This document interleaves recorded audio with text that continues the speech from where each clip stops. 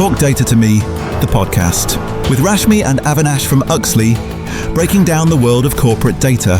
Welcome to episode 2 of Talk Data to Me. In the last episode, we compared the Roman Empire to the world of data management, which is a bit of fun, but with some serious lessons as well. And today we're staying closer to home.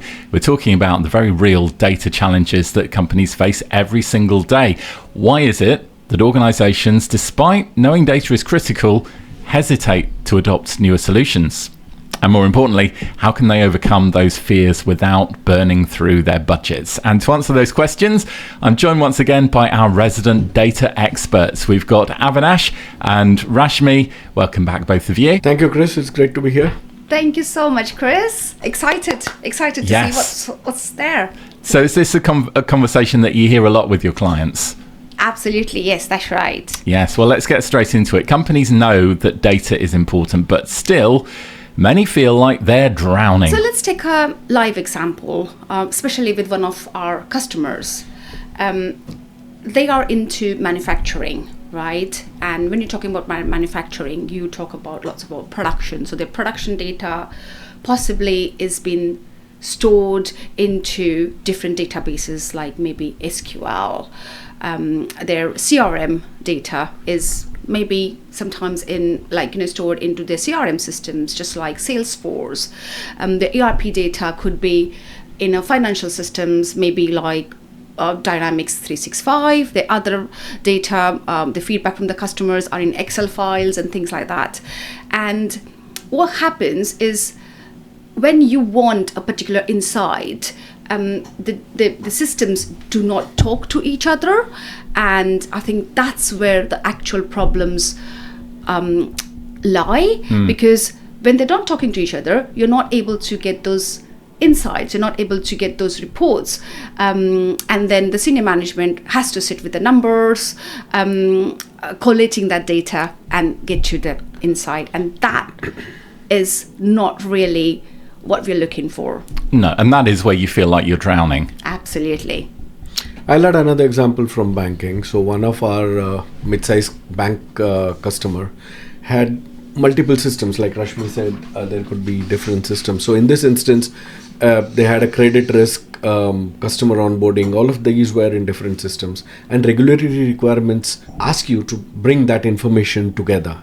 And every month end, when this statutory reporting had to be created, there's a lot of manual activity that went on.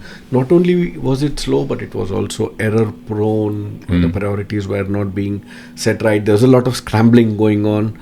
So these are the sort of systems that we are trying to avoid, sort of getting into. So they've got the data there. That's not the issue. They've got the data, but it's scattered, it's inconsistent, and sometimes unreliable as well. Absolutely. And that is what I believe the leadership, when they hear about a new data solution, what they think is, I think 3-4 things. First is cost, then the complexity, and then the disturbance in that their BAU phase. Costing, they think, oh my God, it's going to take millions of pounds, right? Yeah. And talking about complexities, too many technologies coming together, the technical teams, the IT people, and when they're trying to build the data platform, it obviously will be disturbing the whole of their business as usual phase. So, which is why most of the companies live with those efficiencies, because there is an inherent fear that this may not go well even after spending so much money. So just imagine it's like living with a leaking tap. So you know that there's a lot of wastage. You want to control it, but you are scared to call the plumber because you don't know what sort of bill he may provide, right? Yeah. But while you're waiting, the tap is not doing any justice to you. The leak is still getting much worse. Yeah. Right? And in that same parlance, companies are a bit hesitant in terms of putting upfront because there's a lot of experience, or rather bad experience, so-called, that people have got. So there's that little bit of fear, I think, that's also at the back of someone's mind. I think people, when you're in business, sometimes you like to bury your head in the sand and ignore the problems that are right in front of you, and the same with a leaky tap. Sometimes you just wait until suddenly the whole bathroom's flooded before you do anything when it's a proper emergency.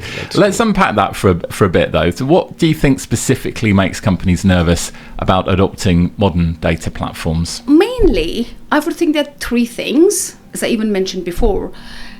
The cost is the biggest thing, what they really fear.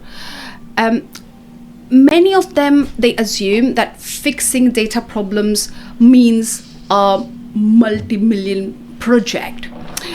And of course, a multi-million investment. Secondly, the complexity, because they have heard quite a lot of horror stories from their ex-colleagues, or, when they are kind of meeting different people. And they feel those IT projects are getting dragged for months and sometimes years. Yeah. And third thing is disruption. People fear that losing that business continuity in switching those systems possibly cause them quite a lot as well. And these three things are really kind of put that fear into these senior people's minds. Which is understandable. They're all things that you'd be nervous about if it was your business. Absolutely. True. And the data problem itself manifests, that's the face of it. That's the problem that's evident to everybody. But I think the problem is a bit more deeper. And in my mind, there can be several reasons that can be attributed to it. But in my mind, there are three top reasons for that. Number one is the data literacy. So apart from a bunch of tech guys or the business leaders, there is really some sort of a data, illiteracy there, right? So not everyone is data literate. So it's not so much about the data that's wrong. It's about it.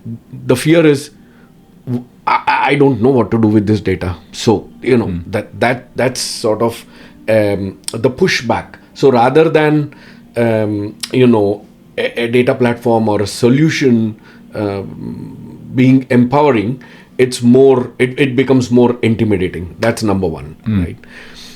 The second thing is, I think all the decision makers, whether it's from IT, whether it's from business and the rest of it, people who are interested in the data, do not come and sit together. So there is, sort of lost in communication type scenarios. So there may be, what should in reality happen is the business as a whole should try and sit down, define the KPIs, define the systems that they want, look at the data that they have. How do you correct that data? How do you improve that data quality? What data do I hold? That sort of a discovery phase has to happen.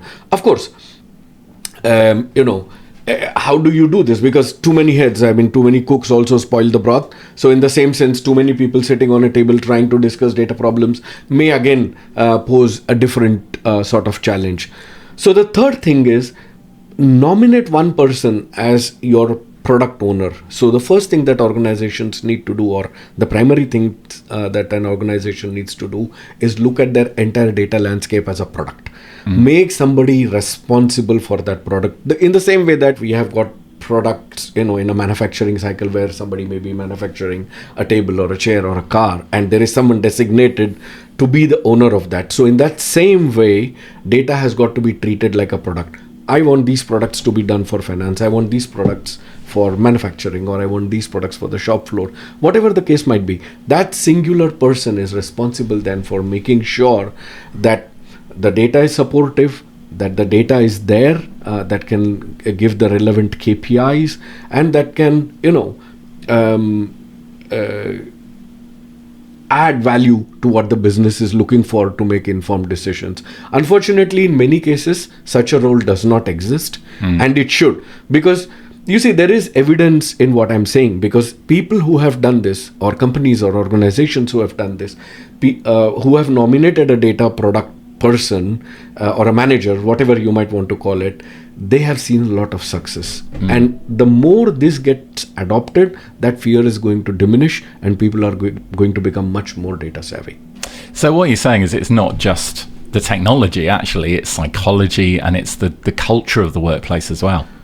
Yeah, absolutely. And my feeling is data projects do not fail as a result of tools, but there is a human element as well, just like I mentioned to you. And because of that illiteracy, because of that fear of the systems, because people do not know what sort of data am I holding in my systems, and spending less time in discovering what I have before I can make the next decision, coupled with the fact that I do not have a data owner, I think, sort of leads to that problem. Yeah. All right. So let's flip it. What are the alternatives? How can companies tackle data challenges without breaking the bank or causing chaos? I think I touched upon this in my last podcast as well.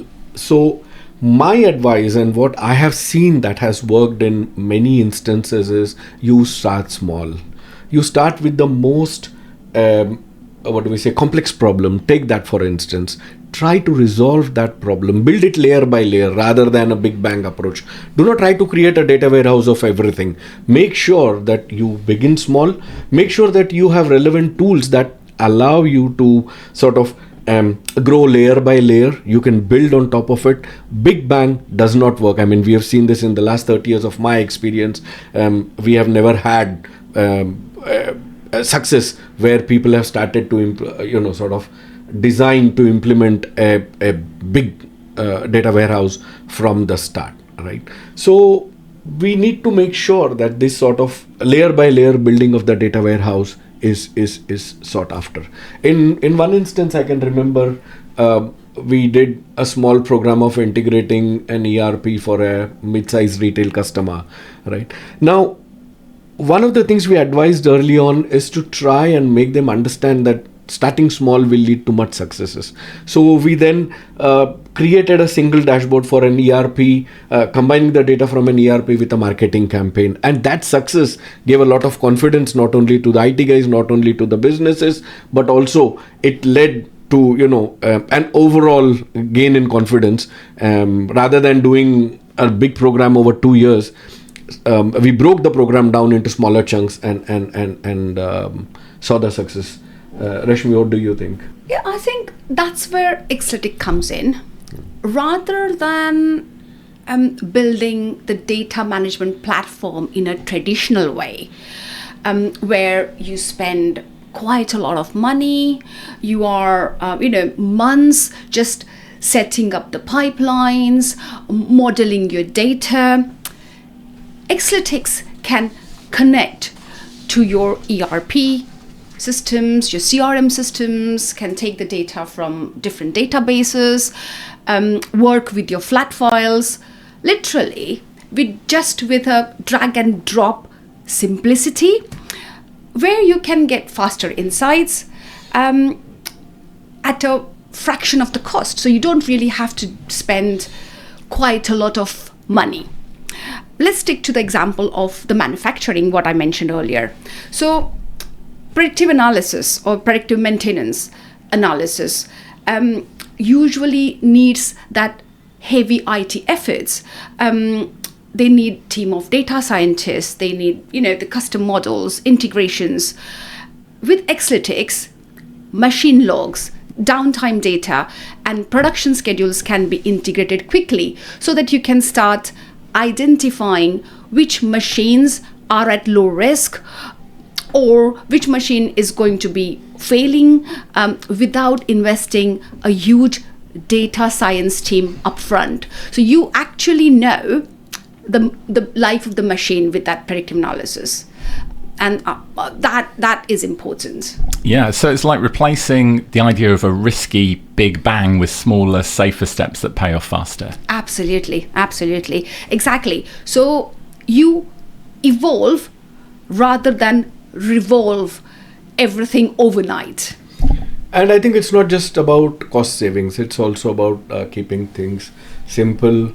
Rashmi mentioned XLI. What that allows people to do is it allows you to start small. It is a very business friendly tool. You do not need too many skilled resources to write your codes and everything. Your dependence on IT is reduced manifold.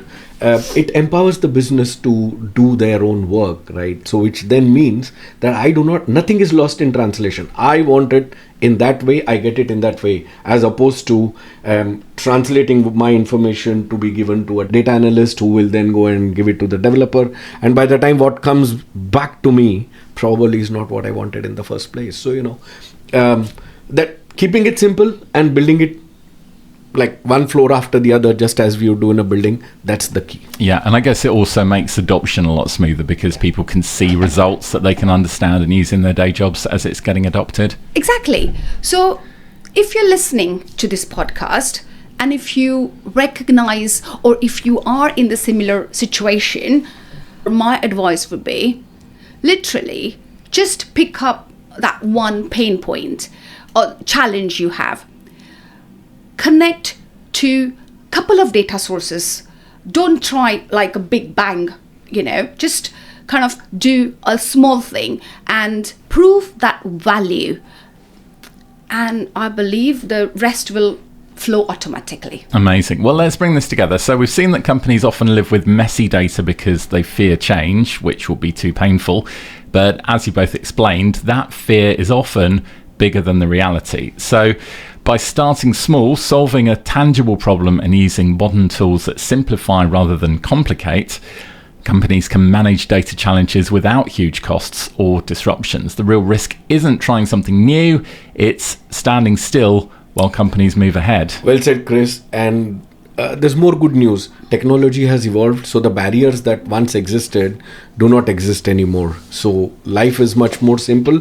We just need to be much more organized, for lack of a better word, to make sure the investment that we are doing in data, the investment that we want to be generated, follows a very well guided pathway, and the technology it becomes an enabler. So we have seen now it's all about the approach. When Avinash was mentioning, about there has to be a product manager. So I think if you guys take a right approach, and get organized, I don't think there is really, you need to be putting it quite a lot of cost. It doesn't have to be a lengthy project. It could be quite as simple, and Xlytics can help you to achieve that and see the value much more earlier rather than waiting for months and years to get your insights and act upon it. So if you're wondering how to get started, maybe it is time to explore solutions like Xlytics that you mentioned. You'd be surprised how inexpensive and fast it can be to see results. Absolutely. Yeah, get in touch.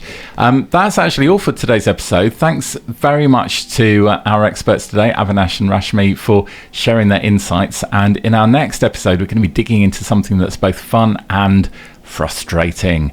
Data myths that refuse to die, from the belief that buying a BI tool solves all problems to the idea that more data automatically means better decisions. We're going to bust some myths and share what really works. So stay tuned and we'll see you next time. Thanks very much for your insights, guys. Thank you, Chris. As always, a pleasure talking to you. Thank you, Chris. Thank you, and see you soon.